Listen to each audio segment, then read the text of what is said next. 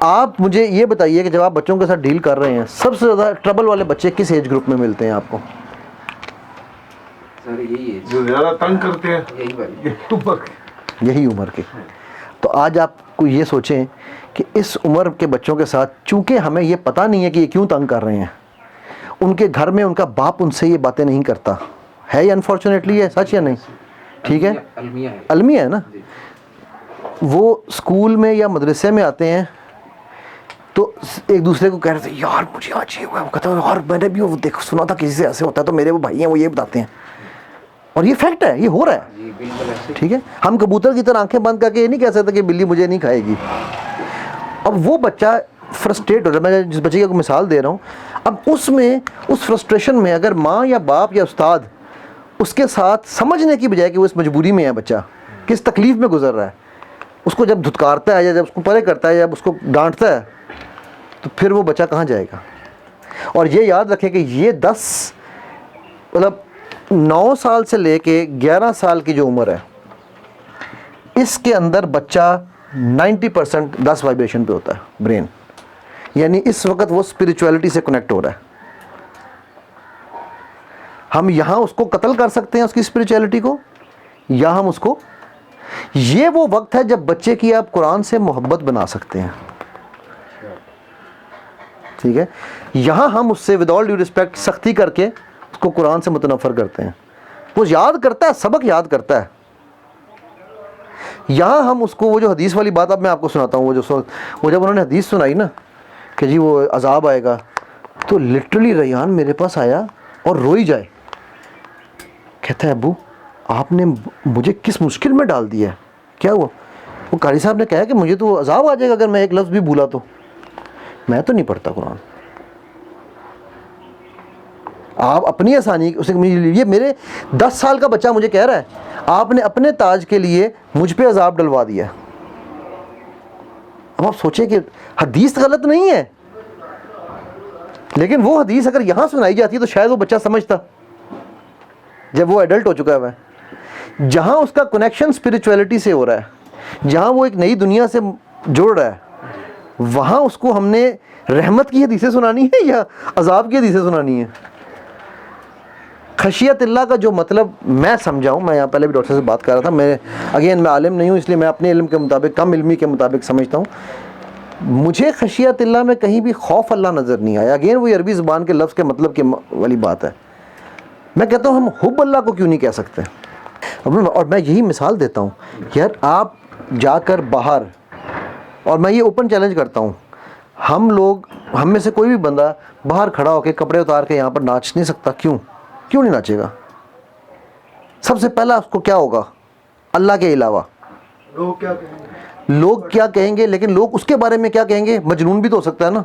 لیکن اس کے ذہن میں کیا آتی ہے؟ پہلی چیز میرے ماں باپ کی عزت خراب ہو جائے گی، آتی ہے میرے خاندان کی عزت، عصبیت آ گئی نا. کریکٹ، میرے یہ شان نہیں ہے تو میں رائٹ. اب وہ اگر ہم کیونکہ وہ اپنے نفس سے پیار کر رہا ہے، ماں باپ سے پیار کر رہا ہے، ماں باپ کے خوف سے نہیں وہ ڈر رہا. یہ بات سمجھنے والی ہے. وہ اس لیے نہیں کر رہا کہ یار ہوئی میرے ابا کٹے گا، کہ یار یہ لوگ کہیں گے یار تو 24 سال کا بیٹا ہو گیا یہ کام کر رہے ہیں. تو یار ہم یہی کام، جو یہ بات ہے، ہم یہی کام صرف اور صرف بچے کا یہ رابطہ یہاں سے نکالیں سوئچ اور یہاں ڈال دیں کہ یار میرا محبوب، اور پھر اس کو دنیا میں دیکھ لیں. وہ کہتا جی کڑی ناراض ہو جائے گی تو میں ہی کراں گا، اور یہ کڑی کے پیچھے اسی کر سکنے ہیں. تو یار اگر وہی کنیکشن ہم عشق حقیقی میں لگا دیں. بھائی ایک سائڈ کویسچن ہے، میں تھوڑا سائڈ پہ چلا جاتا ہوں. اسلام میں عشق کا کانسیپٹ ہے؟ جزاک اللہ خیرن. اشد حب حب ہے نا، لفظ حب ہے. حالانکہ عشق لفظ کس زبان کا ہے؟ فارسی نہیں، عربی کا لفظ ہے. عشق عربی کا لفظ ہے، لیکن کہیں پہ بھی، کیونکہ عشق تشدد ہے، تشدد اسلام میں نہیں ہے. میں جب کروں گا یا میں جو چیز کر رہا ہوں نا، میں یہ سیکھتا ہوں، مجھے جتنا دین کا فہم اللہ نے یہ مائنڈ سائنسز پڑھنے کے بعد دیا ہے نا.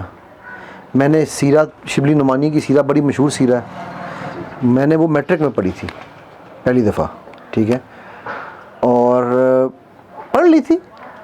رسم دنیا بھی ہے, دستور بھی ہے, زمانہ بھی ہے, ٹھیک ہے, لیکن سمجھ نہیں آئی تھی اس طرح سے.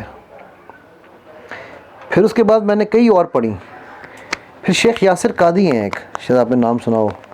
ایک تو انور اولاکی تھے, انور اولاکی کا نام سنا ہے, یمن کے جو تھے جن کو مار دیا گیا تھا.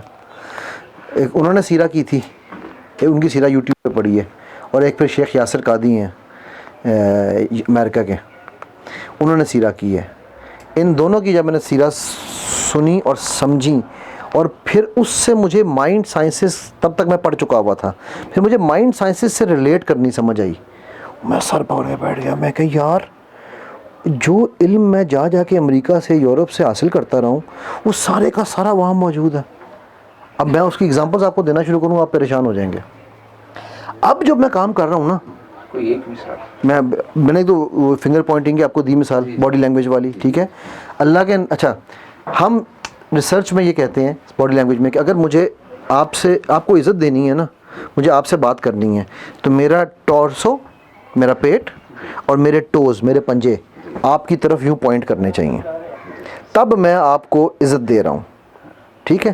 اور اگر ابو بکر بھائی مجھے آپ آواز دیجیے گا, اب اگر میں آپ سے یہ بات کر رہا ہوں اور درمیان میں کوئی آواز آتی ہے, ٹھیک ہے, تو میرا فرض یہ ہے, ریسرچ یہ کہتی ہے کہ میں آپ سے اپنی بات مکمل کروں پھر اس کے اور میں اس کے بعد یوں متوجہ ہو جاؤں, ٹھیک, پوری طرح. میں یہ گردن نہیں گھماؤں, یہ میں یہ کمانا یہ کہ آپ کا چہرہ پوری طرح, ٹھیک, میں یہ گردن نہیں گھماؤں. ہم کیا کر رہے تھے, ہاں جی دسو کی کہہ رہے ہو تسی, ٹھیک. اب اگین حضرت ہند بن نبی حالہ کی وہی حدیث اٹھا لیں. اللہ کے نبی صلی اللہ علیہ وسلم جب کسی سے بات کر رہے ہوتے تھے تو پوری کی پوری توجہ, اور جب کوئی بیچ میں بلاتا تھا تو اس کی بات مکمل کرنے کے بعد پھر وہ وہاں جاتے تھے, ٹھیک ہے. آج سائنس ثابت کر رہی ہے یہ چیزیں, اور بھی بڑا کچھ ثابت کرے گی, ٹھیک ہے. لیکن یہ چیز مجھے شاید اس وقت سمجھ نہ آتی.